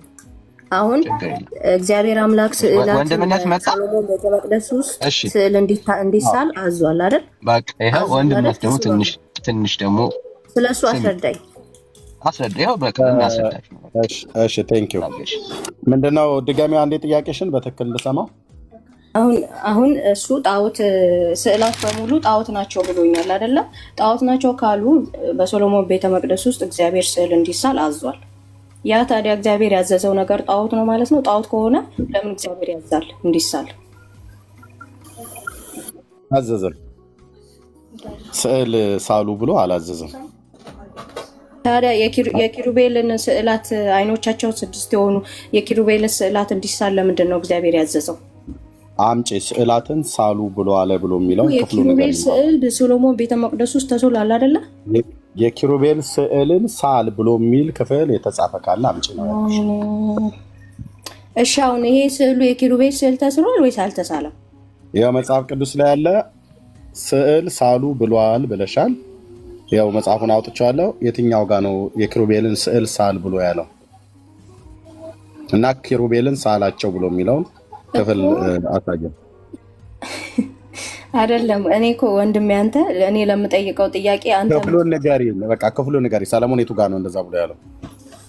ጌታ ለሰለሞን ያዘዘው መጽሐፍ ቅዱስ ክፍሉ የቱ ጋር ነው ያለው? እህታችን ናርዲ ጥያቄ አሁን እኔ በሶሎሞን ቤት ገብቶኛል እኮ ጥያቄው ገብቶኛል። ስዕላት ተቀምጠዋል። ስዕላት ጣዖት ከሆኑ ለምንድነው ተቀመጠው?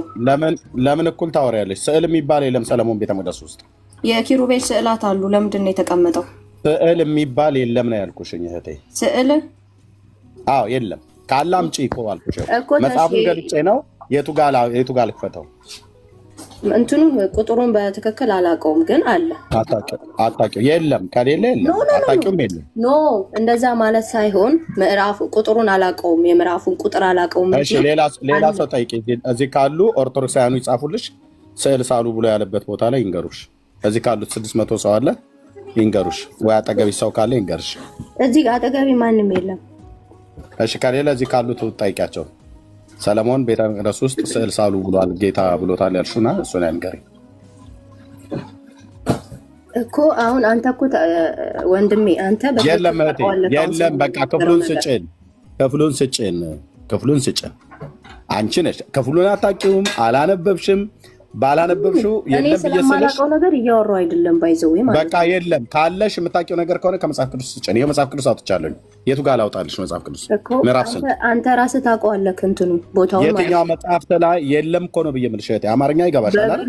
የለም ማለት በብሉይ ኪዳን በሶሎሞን ቤተ መቅደስ ውስጥ እግዚአብሔር የኪሩቤል ስዕል እንዲሳል አዟል። የቱ ጋ ነው ያለው? ነው የቱ ጋ ነው ያለው? አሁን ቁጥሩን እኮ እኔ አሁን አንድ ስልክ ነው ያለኝ። ስልክ ውስጥ ደግሞ ማውጣት አልችልም። እሺ ሌሎቹን ሰዎች ጠይቂ። ከዚህ ማውጣት አልችልም እንጂ አሳይክ ነበር። እኔ ዝም ብዬ አይደለም እያወራሁ። ሌሎች ሰዎች ጠይቂና አንቺ እሺ ስልኬ ነው እጄ ነው ምናምን ብለሽ ሰበብ አበዛሽ። ኦኬ ችግር የለም። ሌሎቹን ሰዎች ስልኬ ውስጥ አለ። ለምንድን ነው እኔ ሳወራሽ ለምንድን ነው የምትደርቢው? ሌሎች ሰዎች ጠይቂና ከየትኛው መጽሐፍት ላይ ነው ያለው? ሰለሞን የቱ ጋር ነው? የትኛው መጽሐፍት ላይ ነው? በሳሙኤል መጽሐፍ ነው ወይ በመጽሐፍንት ላይ ነው ለሰለሞን የያዘው? መጽሐፉን ታውቂዋለሽ? ወይ ጉድ! አንተ አሁን እኔ ስለማወራው ነገር በትክክል ነው የምታውቀው፣ ግን እንትን ማለት አትፈልግም። ለዛ ነው አይደለም? እሺ እንግዲህ እዚህ ትውልድ ፊት እንድታፍሪ እንደዚህ ያወጣልሻለሁ ማለት ነው። እሺ አውጣው። ታውቀዋለህ አይደል? ቦታውን ሁሉ ታውቀዋለህ፣ ግን ለምን እንትን እንደምትል አላውቅም እህቴ። አሁን እዚህ ትውልድ ፊት ለማፈር አይደል የፈለግሽው? ችግር የለውም። እኔ መማር ስለምፈልግ ችግር የለውም። ለምን አፍራ? አይ ለመማርማ ከሆነ እማርበታለሁ። ለሚያሳፍር ነገር ምንም የለም። ለመማርማ ከሆነ በስርዓት ለመማማርማ ከሆነ እሺ፣ ከወርቅ የተሰሩትን ኪሩቤሎቹን አይደል የፈለግሽው? አዎ እሺ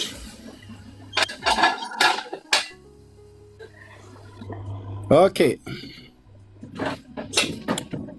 ምዕራፍ 6 ከቁጥር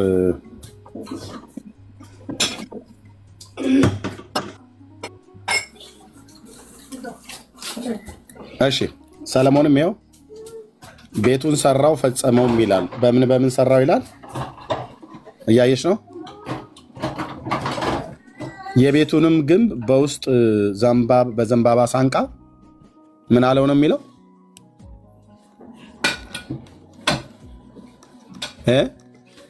ማይክሽን ከፈች። እየሰማሁህ ነው። እየሰማሽ ብቻ ሳይሆን እያየሽኝ ነው። ምን አለው ነው ብሎ የሚለው?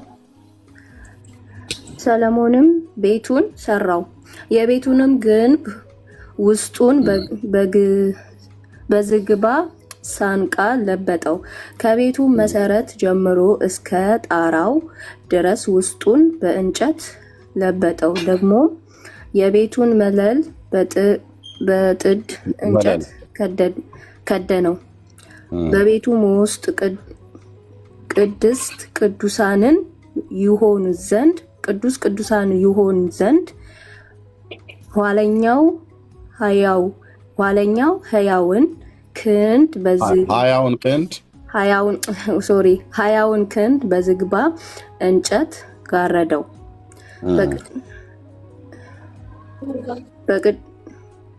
በቅድስተ ቅዱሳኑ ፊት ያለውን መቅደስ እኔን ተከታተይኝ። ኦኬ፣ ይሄ እኮ የሚገልጸው ስለ ቤቱ አሰራር ነው አይደለ? ተከታተይኝ። ቤት ውስጥ አይደል ተለበጠ ብለሻል? ማነው ተሳለ ብለሻል?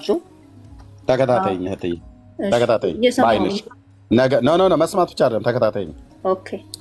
ኦኬ አላነበብከውም ብለሽ እንዳትዪ፣ ተከታተይኝ። እዚህ የቤቱንም ውስጥ በተጎበጎበ በፈነዳ አበባ በተቀረጸ ዝግባ ለበጠው። ሁሉንም በዝግባ ነበረ፣ ድንጋዩም አልታየም ነበር። በዚያም የእግዚአብሔር የቃል ኪዳኑን ታቦት በቤት ውስጥ ለቅድስተ ቅዱሳን አበጀ። የቅድስተ ቅዱሳን ርዝመት 20 ክንድ ስፋቱም 20 ክንድ ቁመቱም 20 ክንድ ነበር። በወርቅም በጥሩ ወርቅ ለበጠው። በቅድስተ ቅዱሳንም ፊት ከዝግባ የተሰራ መሰዊያ ያደረገ፣ በጥሩም ወርቅ ለበጠው። በወርቅ ነው የለበጠው። ቤቱንም ሁሉ ፈጽሞ በወርቅ ለበጠው። ቅድስተ ቅዱሳን ፊት የነበረውን መሰዊያ ሁሉ በወርቅ ለበጠው። በቅድስተ ቅዱሳን ውስጥም ቁመታቸው 10 ክንድ የሆነ ከወይራ እንጨት ኪሩቤልን ሰራ። ኪሩቤል ቅድም ያልሻቸው ከምን? በቅድስተ ቅዱሳን ውስጥም ቁመታቸው 10 ክንድ የሆነ ከወይራ እንጨት ምን ሰራ ይላል? ኪሩቤል ሰራ። ስዕል ሰራ አይደለም ብሎ የሚለው ከወይራ እንጨት ነው የሰራው። ከዛስ የኪሩብንም አንደኛውን ክንፍ 5 ክንድ የኪሩብንም ሁለተኛውን ክንፍ 5 ክንድ ነበር። ከአንደኛውም ጫፍ እስከ ሁለተኛው ጫፍ ድረስ 10 ክንድ ነበር። ሁለተኛውንም ኪሩብ 10 ክንድ ነበር። ሁለቱ ኪሩብ አንድ ልክና አንድ መልክ ነበረው።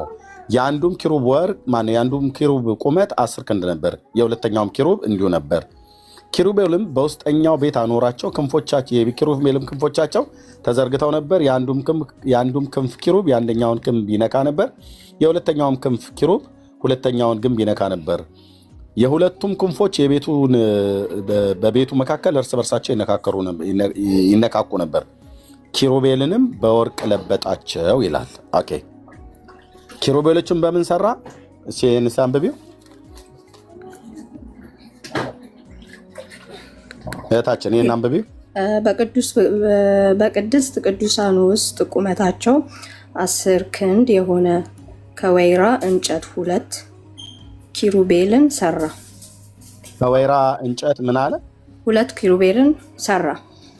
ኦኬ እነዛን 2 ኪሩቦች ምን አራቸው? ከወይራ እንጨት የተሰሩትን ኪሩቦች በምን ለበጣቸው? በወርቅ። መለበጥ ማለት መሳል ማለት ነው። መለበጥ ማለት መሳል ላይሆን ይችላል። አይደለም። ከወይራ እንጨትስ ሲሰራቸው በስዕል ላይ ሳላቸው በቆዳ ላይ ሳላቸው ነው የሚለው ወይስ ከወይራ እንጨት ተቀርጾ ነው ኪሩቤሎች የተሰሩት? ከወይራ እንጨት ተቀርጸው ነው የተሰሩት። ስዕል የት አለ ታዲያ? አንቺ ኪሩቤሎችን ስዕል ሳላቸው ብለሻል። ከየት አምጥተሽ ነው እኮ ታዲያ? ግድግዳው ላይ አይደል የተቀመጡ? ከየት አምጥተሽ ነው? ከየት አምጥተሽ ነው እህቴ? ይሄ ግድግዳው ላይ ነው አይደለም፣ ከወይራ እንጨት ነው። የወይራ እንጨት ማለት ራሱን ይቻላል። ከወይራ እንጨት ቤተ መቅደሱ አልተሰራም። የተሰራው አይሽ መጽሐፍ ቅዱስን ስለማታነቢ ያነበብኩት ሰው ልንገርሽ እህቴ፣ ኪሩቤል የተሰሩት ከወይራ እንጨት ነው። ቤቱ ግን ውስጡ የቤቱ ውስጠኛው ክፍል የተለበጠው ከዝግባ እንጨት ነው። በዝግባው እንጨት ላይ በወርቅ ተለብጧል። የቤቱ ግድግዳ ማለት ነው። ከዝግባ እንጨት ሰራውና በወርቅ ለበጠው። በሊባኖስ ዝግባ ሰራና በወርቅ ደግሞ ግድግዳውን ለበጠው ማለት ነው። ኪሩቤሎቹ ግን የተሰሩት ከግራር እንጨት ሳይሆን ታቦቱ ከግራር እንጨት የቤተ መቅደሱ ውስጠኛው እና ውጭውም በሊባኖስ ዝግባ እንጨት ከተሰራ በኋላ ኪሩቤሎቹን ከወይራ እንጨት ነው የሰራቸው። የወይራ እንጨት ማለት ራሱን የቻለ ማለት ነው። ስለዚህ ከወይራ እንጨት ተፈልፍለው ተቆርቁረው ነው የተሰሩት። ምኖቹ? ኪሩቤሎቹ ተቀርጸው ማለት ነው። ኪሩቤሎቹ ልብ በሉ ከወይራ እንጨት ነው የተቀረጹት። እነዛ 2 ኪሩቤሎች በስርዓት በትእዛዝ ከወይራ እንጨት ተፈልፍሎ በመሰርሰሪያ ነገር በመቆርቆሪያ ነገር ተፈልፍሎ ነው የተሰራው። ከዛስ ያንን በወርቅ ለበጠው ማለት ነው።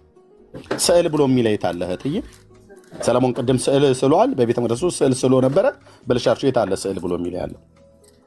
በወርቅ ለበጠው ነው የሚለው። ግድግዳውን በወርቅ ለበጠው፣ ሁሉንም በወርቅ ለበጠው ነው የሚለው።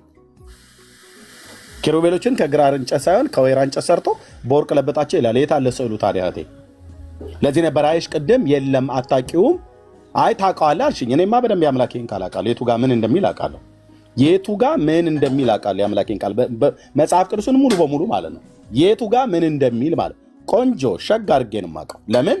አምላኬ ኢየሱስ ክርስቶስ ለዘላለም ስሙ ይባረክ። ቁጭ ብዬ እንዳነብ ስላደረገኝ ጸጋን ስላበዛልኝ ወንድሞቼ ጴንጤዎቹን ማብጠይቃቸው ያውቃሉ የቱ ጋር እንደሚል ምን እንደሚል ማለት ነው። ለዚህ ነው ስዕል ሳለ። አሁን ለምሳሌ ታዲያ አሁን ኪሩቤልን በወርቅ እንጨት የት አለ?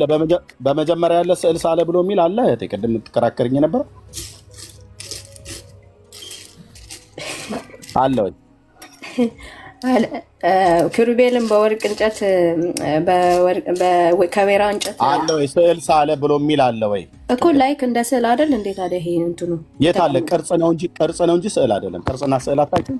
ስዕል በወረቀት ላይ በቆዳ ላይ ኦኬ፣ እንደዛ ነው የሚሳለው። እሺ፣ ስዕል በቀለም ነገር ተበጥብጦ በወረቀት ላይ ወይ በቆዳ ላይ ወይ በጨርቅ ላይ የሚደረግ ነው ስዕል የሚባለው ማለት ነው። ከያደው እኔ ብዙ ጎበዝ አይደለሁኝም። እንደው ዝዬ አሞራ ነገር እንደዚህ ብትሰራ እንደዚህ ምናምን ነገር አድርጎ ቢሰራ አይደል ነው በቃ እንደዚህ አድርጎ የሚሰራ ማለት ነው። ስዕል ላይ ነው ጎበዝ ስላልደለም። ሰለሞን ስዕል ሳለ ብን ይላል የለም፣ እንደዛ አይደረግም። ታዲያ አሁን እግዚአብሔር እንደዚህ ቅረጽና አስቀምጥ ስላለ ታዲያ ያውን እንትን ስዕላት በሙሉ ጣዖት ናቸው ማለት እንችላለን? ታዲያኛ ስዕላት በመጀመሪያ ስዕላት የሚል መጽሐፍ ቅዱስ ውስጥ የለም። ካለም ለጣዖታት ብቻ ነው የተባለው። ጣዖታት የአሕዛብ ጣዖታት ስዕላት ተብለው ተጠርተዋል። ስዕላታቸውን እንደዛ ይሰሩ ነበረ ማለት ነው። እግዚአብሔር በሴት ጣዖት ማለት የተቀረጸ ነገር ነው አይደለም? የተቀረጸ በሰው ፍቃድ የተቀረጸ ማለት ነው። በእግዚአብሔር ፍቃድ ተቀርጾ ተቀምጦ ከዛ ለዛ ነገር አምልኮ የሚሰጥ አይደለ? ጣዖት ማለት የተቀረጸ ነገር ላይክ እስራኤሎች እንደሚያመልኩት ላይክ የጥጃ መልክ እንትን ብለው ምናምን ማለት ነው። እንደዛ ነው አይደል? ጥጃውን እግዚአብሔር ደግሞ ያዘዘው ሲሆን ጣዖት ነው ማለት አንችልም። ስለዚህ አንቺ አድምጭኝ። ጥጃውን ቅረጹ ያላቸው እግዚአብሔር ነበር እያልሽ ነው? ጥጃውን ቅረጹ ያላቸው ማን ነበረ? ማክሽን ክፈችና አውሪኝ እህቴ።